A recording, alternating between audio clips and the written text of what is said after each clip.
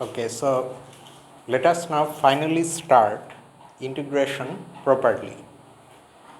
We are now going to extend the theory of integrals of piecewise constant functions to integrals of bounded functions, and we will do so with the help of upper and lower Riemann integrals. So let's start with a definition.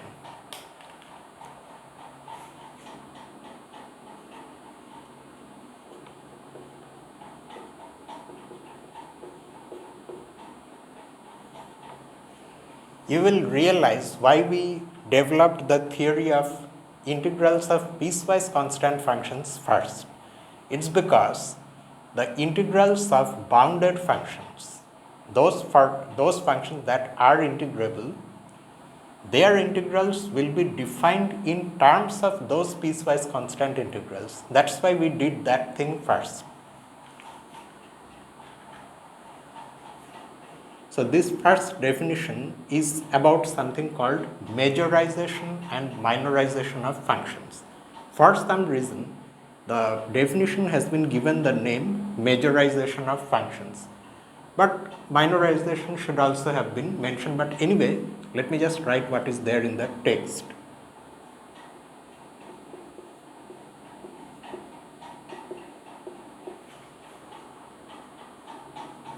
Majorization of functions. So we will be given two functions, and if the values of one of them dominate the corresponding values of the other, then we say that the one whose values are dominant means being greater than or equal to the other function values. That function is said to be majorizing the other function. Let's see the definition, it will become clear then. Actually this can be defined for any functions, but we are mainly interested in real valued functions on bounded intervals. Real valued functions of course, but we are considering real valued functions on bounded intervals, so we are going to define this notion only for those functions. Let I be a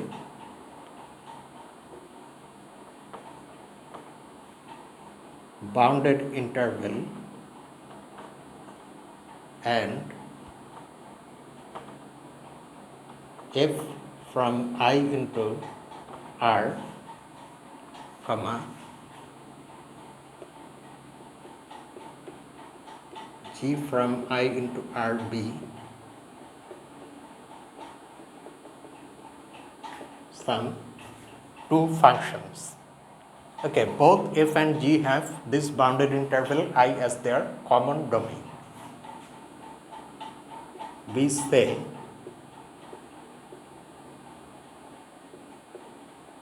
that G majorizes f on I. This on I usually need not be written if it is understood what the domain is. But in general we write fully like this: G majorizes f on I if G of x is greater than or equal to f of x for all x in I. So the name makes sense, okay.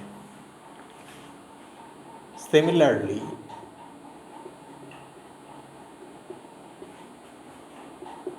we say that G minorizes f on I if this time the inequality will get reversed. If g of x is less than or equal to f of x for all x in I. A pretty simple notion. So it's just giving these names majorizing and minorizing to a situation which we already know, and we keep seeing this here and there. Now, however, we need a name because we need these conditions in order to define upper and lower Riemann integral.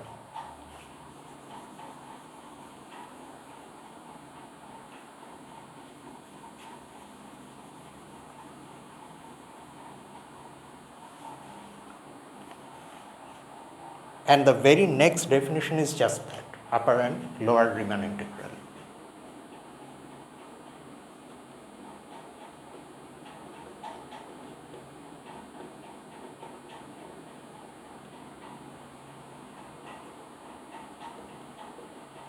Upper and lower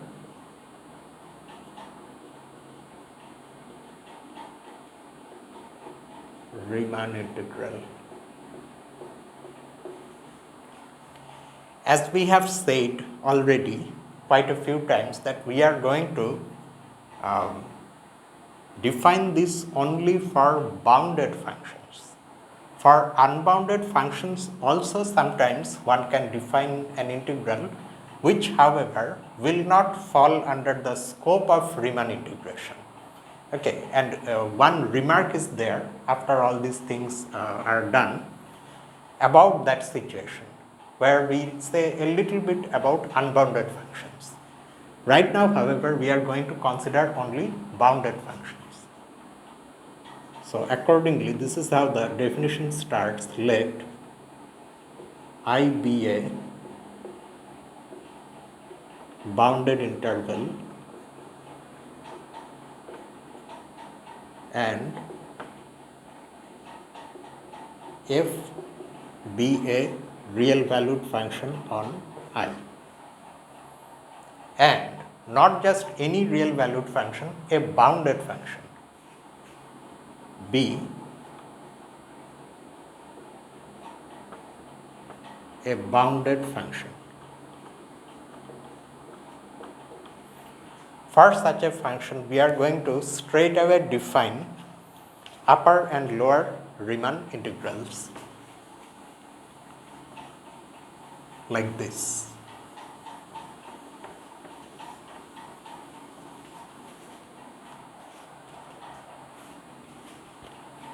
I can write here also the upper Riemann integral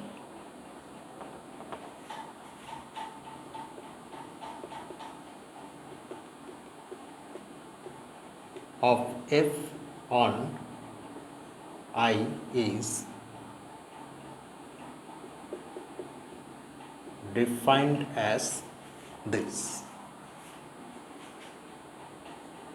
We denote the upper Riemann integral of f on I like this. Over the integral sign we put a bar, okay, and its definition is this.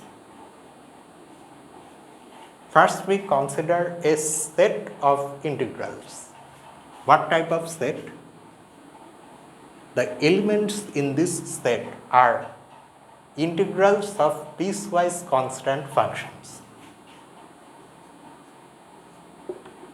PC integral of G over I, where G is a piecewise constant function on I. This part is not prominent.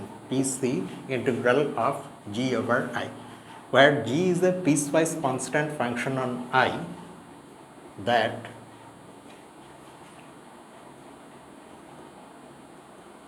majorizes f on I. Let us just try to understand this set itself. You imagine a piecewise constant function G whose domain is also I, just like f. Okay, f is defined on I, g is also defined on I. The only thing is that g is piecewise constant. So the graph of g is like that, some steps. In different parts of this I, g is constant. Okay, we already know what piecewise constant means. And g majorizes f.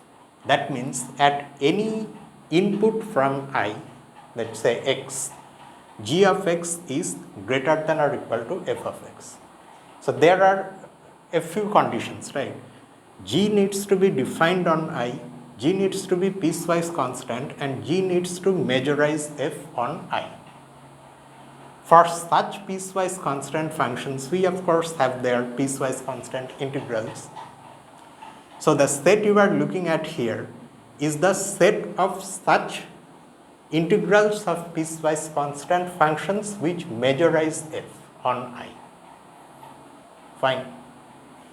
And the upper Riemann integral is defined to be the infimum of this set, that is the greatest lower bound.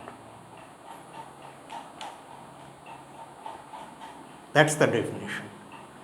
But that's not the definition of the integral of f, upper Riemann integral. Similarly, we will now define lower Riemann integral.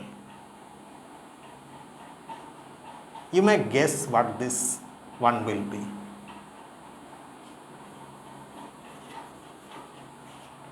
Here, in this second one, again we are going to consider piecewise constant functions, but this time the functions need to minorize f. Their values at any x in I should be less than or equal to the f value at that x.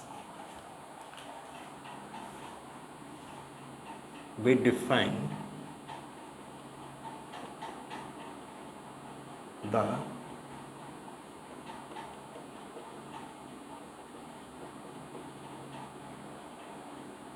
lower Riemann integral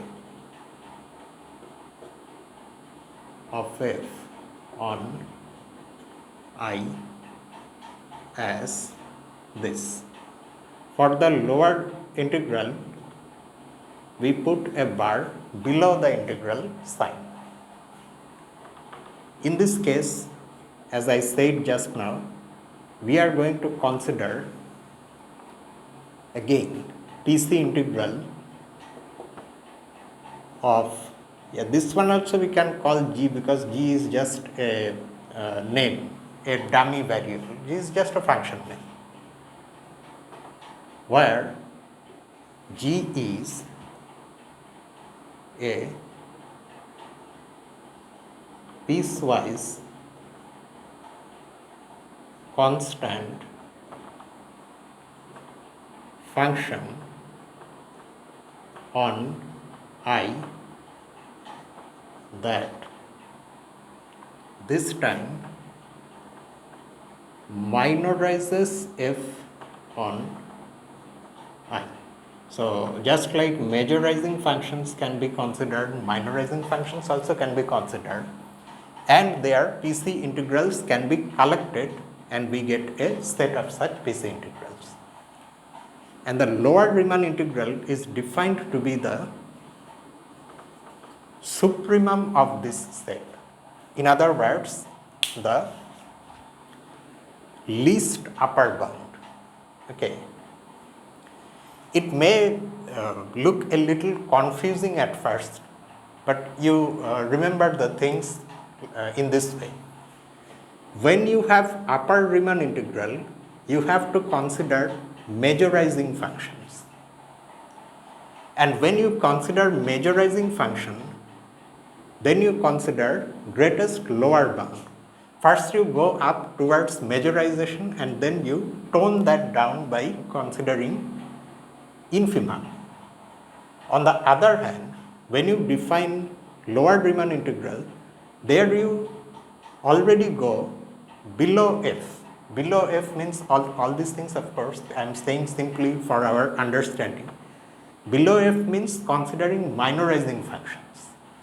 But because we consider minorizing functions, to compensate for that, then we consider their least upper bound, supremum.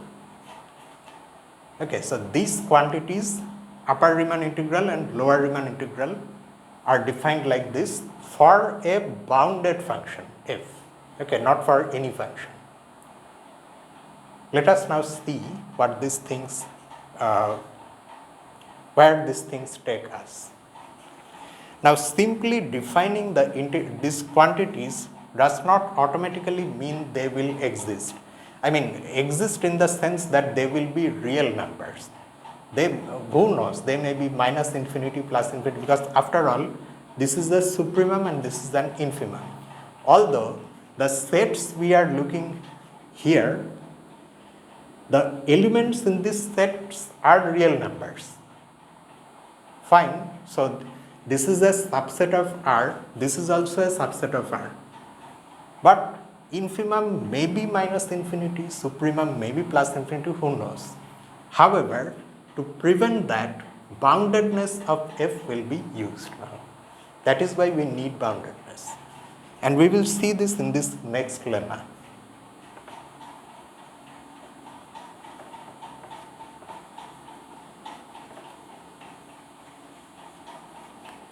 So this next lemma is going to not only tell us that these integrals actually are finite. Okay, these upper and lower integrals are finite quantities, that means they will be real numbers. And additionally, this lemma is going to give us very crude bounds for these real numbers as well. The lemma is just this.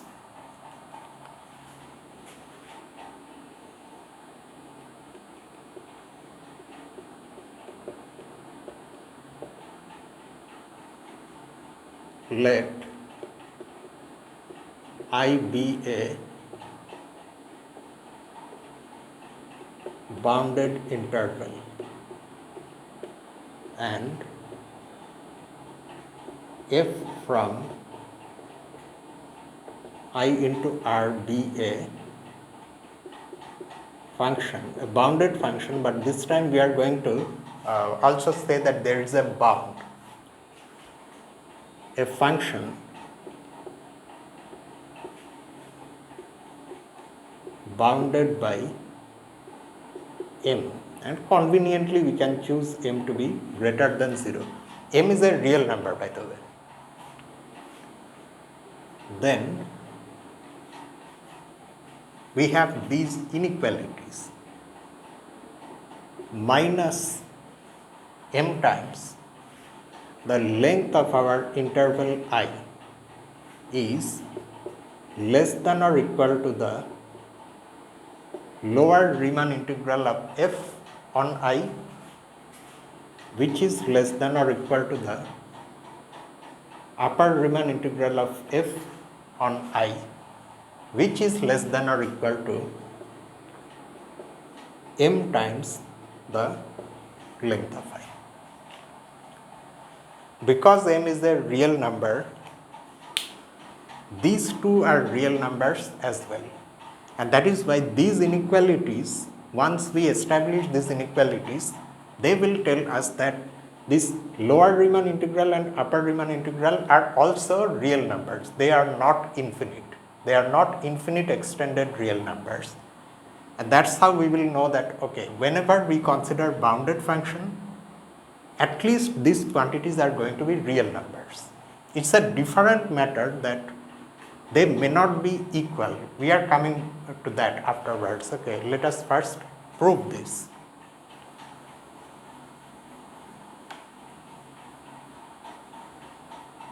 So the only condition on f is that it is bounded, and it is bounded by m. What do we mean when we say that a function is bounded by a positive real number? It just simply means this, that the absolute values of the function values are all less than or equal to m for all inputs x. That's what it means. And this inequality we already know is equivalent to these two inequalities, minus them less than or equal to f of x less than or equal to n.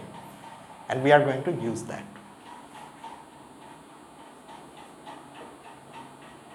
So here's how we have the proof.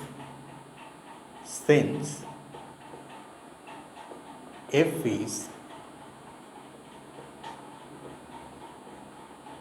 bounded by n, we have, let me write here, minus n less than or equal to f of x less than or equal to n for all x in I. Okay. Now,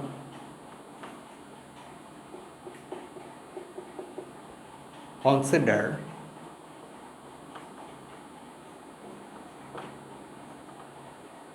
the function. I am now going to define a new function g from I to R, and the definition of g is simply this: g of x is defined to be equal to m. That means g is a constant function. G is that function whose value at any input is constantly n. Fine. Being a constant function, g is automatically piecewise constant on I. What else?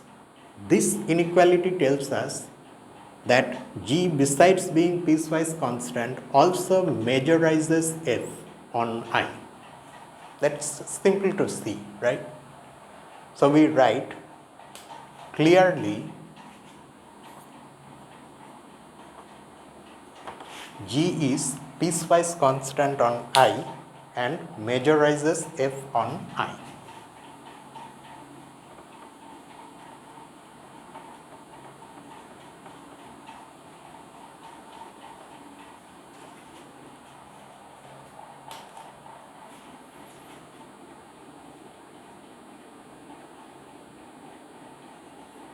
G is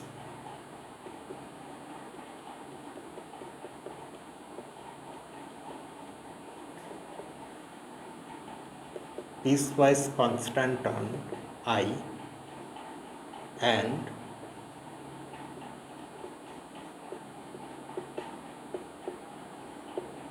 majorizes f on I. What is the implication of this? When it comes to majorizing piecewise constant functions, their piecewise constant integrals appear in the definition of the upper Riemann integral, right? Let us again recall, because we have just now seen the definition. No, the upper Riemann integral of f is the infimum of the PC integral of G of that set, where G is of course piecewise constant and majorizes f on I. That is the definition of the upper Riemann integral. Now this G is such a function, the kind of function that we have here. That means the PC integral of this G will be an element of this set, naturally, and that is why the infimum of this set, which by definition is the upper Riemann integral, will be less than or equal to that PC integral. Why? Because infimum means what? Greatest lower bound means after all a lower bound. So this quantity will be less than or equal to every element of this set. In particular, this quantity will be less than or equal to the PC integral of this G, this particular G, simply because that PC integral belongs to this set. And that is why we write hence the upper Riemann integral of f is less than or equal to the PC integral of g on I. However, note that this function g is actually a constant function, and for a constant function we already know from the previous section how to calculate its PC integral. It is nothing but the constant value times the length of the interval on which the function is defined. That is why the PC integral value is equal to m times the length of I. So that's how this thing comes. Now whatever we did with this m, a similar thing can be done with minus m. In other words, just like this function g, you define another function h, say, which is constantly minus m on I. Then that function h being constant again, just like g, will be piecewise constant as well.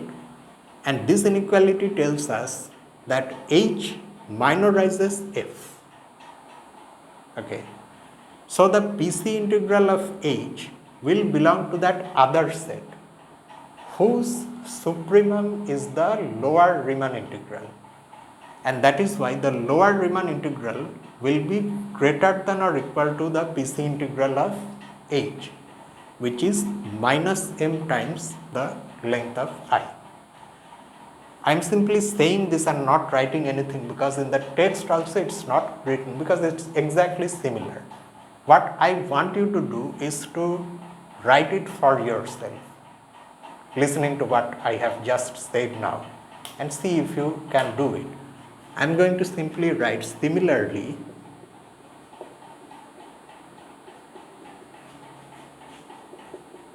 we have minus m times the length of I less than or equal to the lower Riemann integral of f over I. However, we still have to prove that the lower Riemann integral is less than or equal to the upper Riemann integral. What shall we do for that? Well, for that we have to do something else.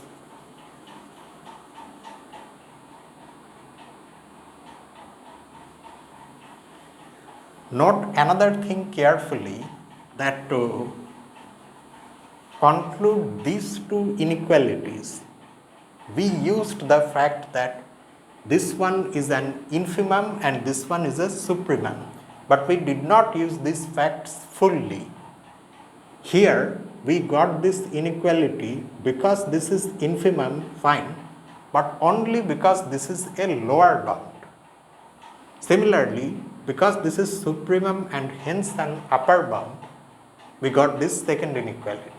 However, we did not fully use the fact that this is not just any lower bound, but the greatest lower bound of a set. Similarly, here we did not use the fact that this is the least upper bound of another set. Now we will use that fact. Okay, so we can continue from here. Now let alpha from I to R and beta from I to R be to any two piecewise constant functions. Do you see the difference between alpha, beta and that g and h? Because g and h were those specific piecewise constant functions, but now alpha and beta are any two piecewise constant functions, such that alpha majorizes f and beta minorizes f, such that instead of writing in words, let's just write the inequalities.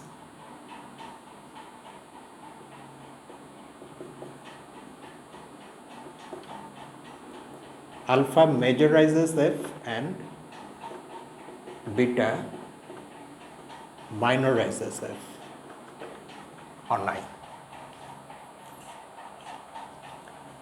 Now we are going to forget this middle term f of x and concentrate only on beta and alpha. Then beta of x is less than or equal to alpha of x for all x belonging to I. Now if you recall, a property of piecewise constant integrals which involve inequalities like this, then you will get by that property this thing, that the PC integral of beta on I is less than or equal to the PC integral of alpha on I.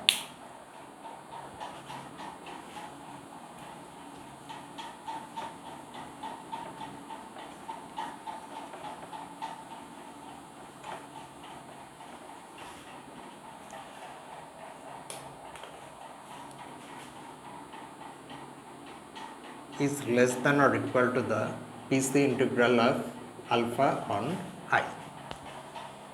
If you cannot recall this, you go back to the previous section and there you see that one of those properties of PC integrals is just this. Alright, now look at this inequality. In this inequality we have piecewise constant integrals of two piecewise constant functions. And recall that our choice of alpha and beta was entirely arbitrary. They are any piecewise constant functions. The only condition is that, the only restriction on them is that alpha majorizes f and beta minorizes f. With that, they can be anything. So now we can vary them, keeping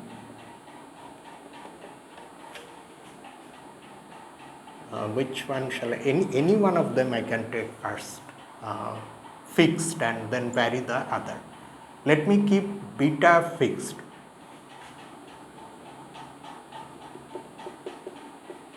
Keeping beta fixed and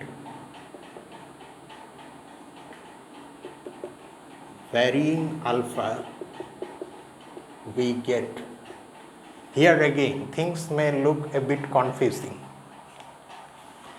Say we keep beta fixed means whatever beta we chose, we are not going to change that. But alpha, say we are changing. No matter what alpha we take, if alpha is piecewise constant and alpha majorizes f, then we are going to get this inequality. So that means we are getting possibly many inequalities in which the left hand side is constant. The right hand side, however, are the PC integrals of all piecewise constant functions that majorize f. Okay.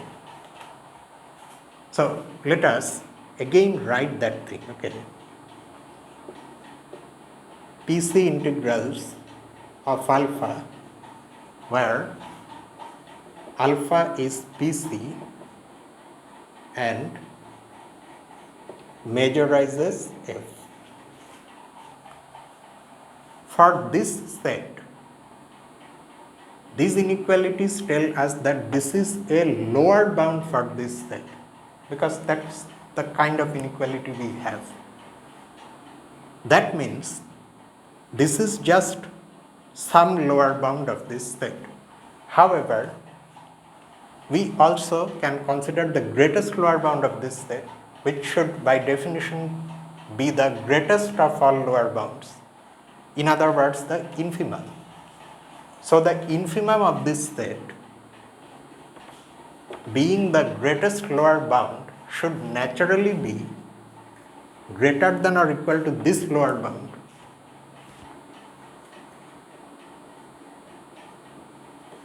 Right? The greatest nature of the infimum makes this inequality possible. However, what is this? This by definition is the upper Riemann integral of what? F. Right. That means we have proved that the upper Riemann integral of f is greater than or equal to the PC integral of beta. And now we can write this directly. We get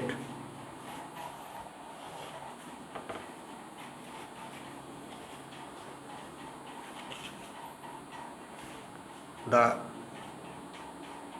upper Riemann integral of f is greater than or equal to the PC integral of beta on I. However, see, whatever we did by fixing beta actually can be done for any beta.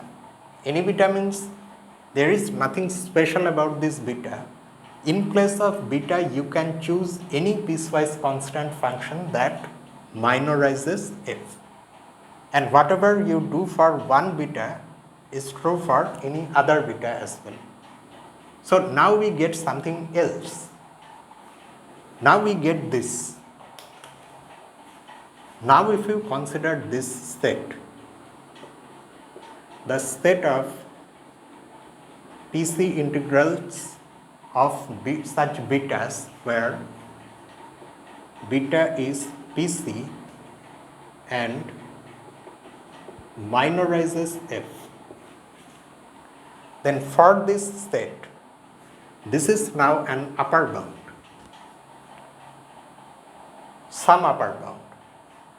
That means the least upper bound of this set, which is also its supremum, because it is least, should be less than or equal to this some upper bound, right? But this supremum is what? This is by definition the lower Riemann integral of f. In other words, this is equal to this. That means now if we vary beta, then we are going to get that the lower Riemann integral is less than or equal to the upper Riemann integral. That's what we wanted to show, right?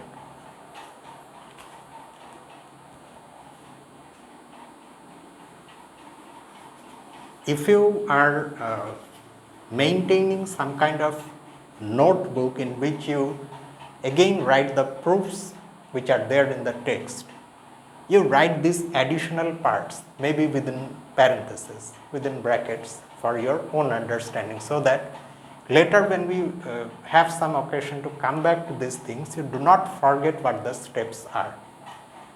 Unless it is very obvious or unless it is something very familiar to you that you are absolutely sure that even if you do not write it, later if you come back to it, you will remember it. Unless it's that case, you should actually record each and everything. That is time saving. Here, however, I am simply going to write now varying beta also we get our thing.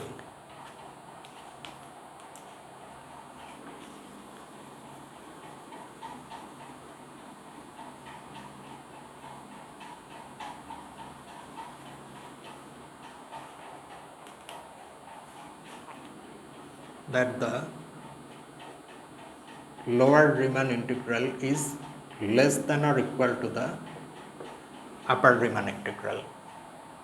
So now we are sure that no matter what bounded function we choose, these upper and lower Riemann integrals are going to be real numbers. They won't be plus infinity or minus infinity, in spite of them being defined as supremum, infimum, those things.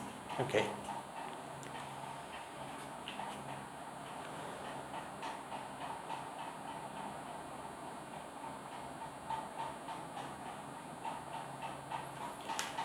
Okay, so having seen this finiteness of upper and lower Riemann integral, the next thing is defining Riemann integrability itself, and that is the next definition.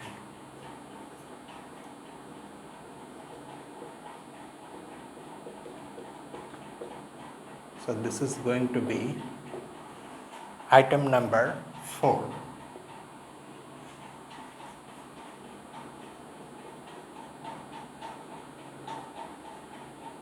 Riemann integrability. Do you recall that while developing the theory of piecewise constant functions and their integrals, at one point we discussed a little bit about, well, not discussed, but I mentioned that this issue of integrability will be there when we jump from the piecewise constant theory to this general theory. For piecewise constant functions, integrability is not an issue. Every piecewise constant function is integrable. Now, however, it's not the case. So, we are going to define like this integrability. Let I be the beginning is usual, bounded function. Sorry, what am I writing? Bounded interval.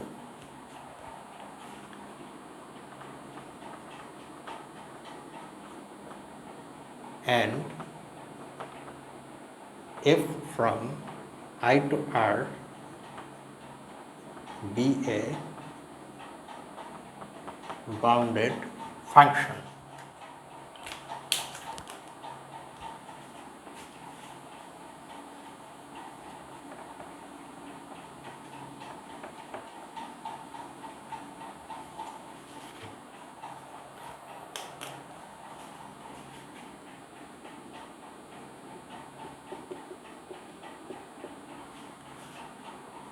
Okay. If. So now we know that the upper and lower Riemann integral by the previous result of f are both finite, and the lower Riemann integral is less than or equal to the upper Riemann integral. If, however, they happen to be equal, then we say that f is Riemann integrable. If the lower integral of f is equal to the upper integral of f, then we say that f is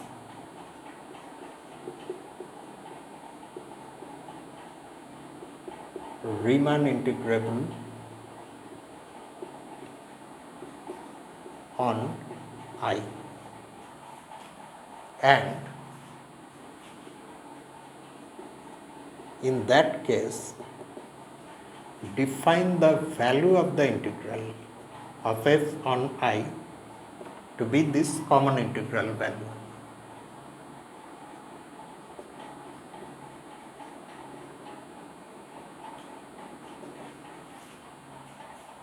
Okay.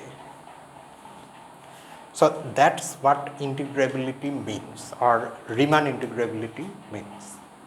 One should never forget that all these things are being done only for bounded functions, bounded real valued functions defined on bounded intervals. And this next remark is about just that. Well, not exactly the next remark. The next remark is about something that we have already seen in the chapter on sequences, that is chapter 6.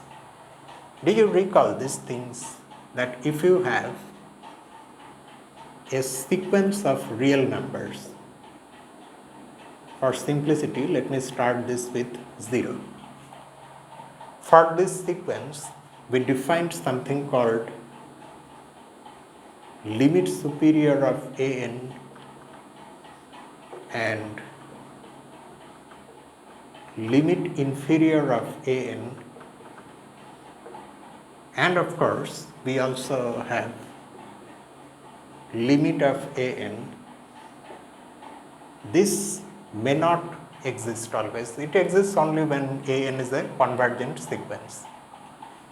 Now, one of the properties of these quantities is that the limit superior, which sometimes is also called the upper limit, and the limit inferior, which sometimes is also called the lower limit. Do you see the analogy? Upper integral, upper limit, lower integral, lower limit. This thing is always, the lower limit is always less than or equal to the upper limit, and the sequence is convergent if and only if these two things are equal. This is also something like that. So this is one remark. And the next, if you want to recall the exact proposition where we have these things, that is,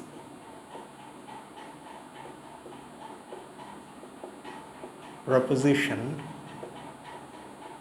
6, 4, 12, there are a few parts in this proposition. So this is part F.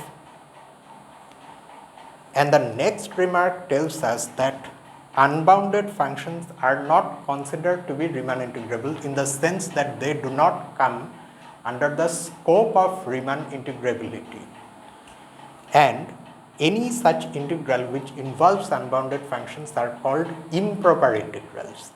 Sometimes those integrals can also be defined and their values can be determined by other means of integration. For example, Liebig integration, about which we will learn more.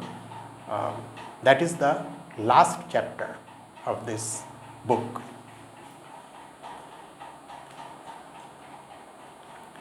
Now, having defined Riemann integrability and Riemann integral, you may wonder about piecewise constant functions and their integrals. I mean, the definition there, the Riemann integral or the piecewise constant integral for piecewise constant functions is something, and this is an entirely different thing.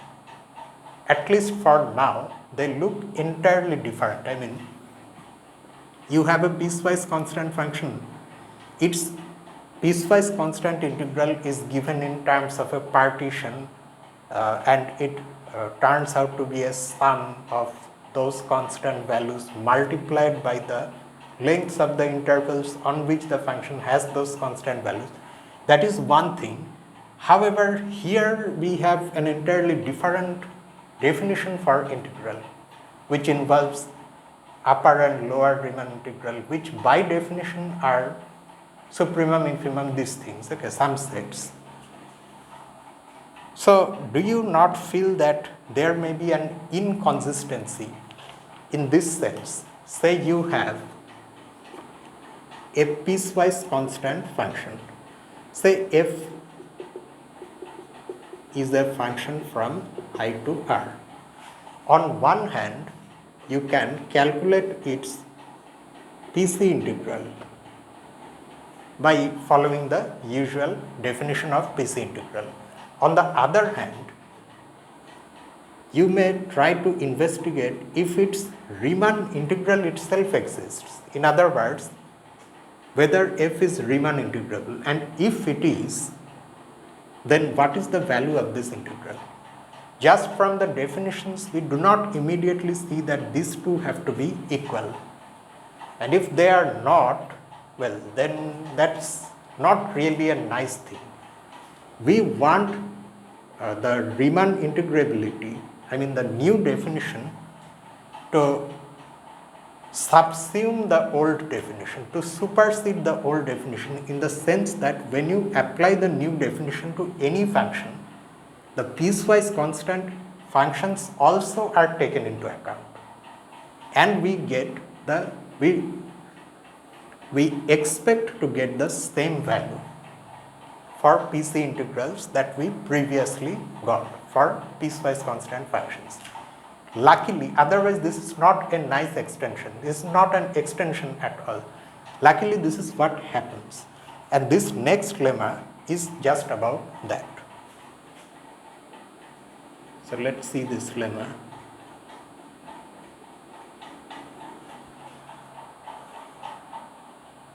So those two remarks were item number 5 and 6. So this will be 7.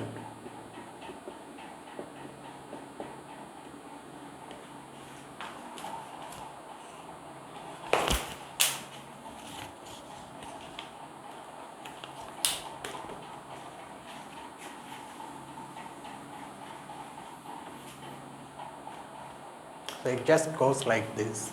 Let I be a bounded interval and f from I to R be a piecewise constant function. Then, first of all, is f bounded? Because we have said so much about the function being bounded.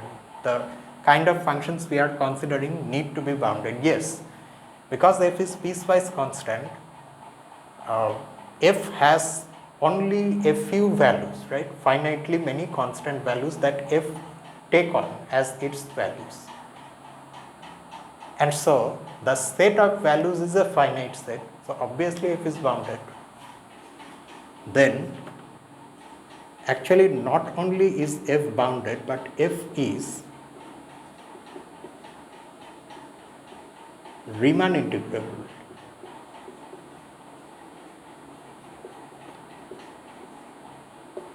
And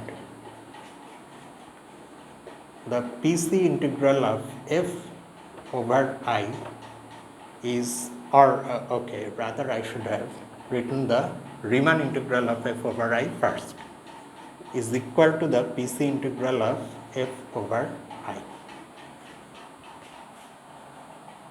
Once we prove this, then the previous theory is absorbed by this new theory. And this proof is one exercise, so we will see the proof in the community section when we start solving these exercises. For the proof,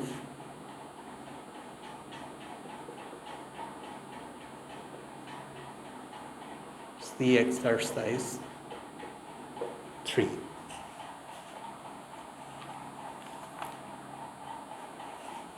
Now, if you already have come across this theory of Riemann integration, Riemann integrability,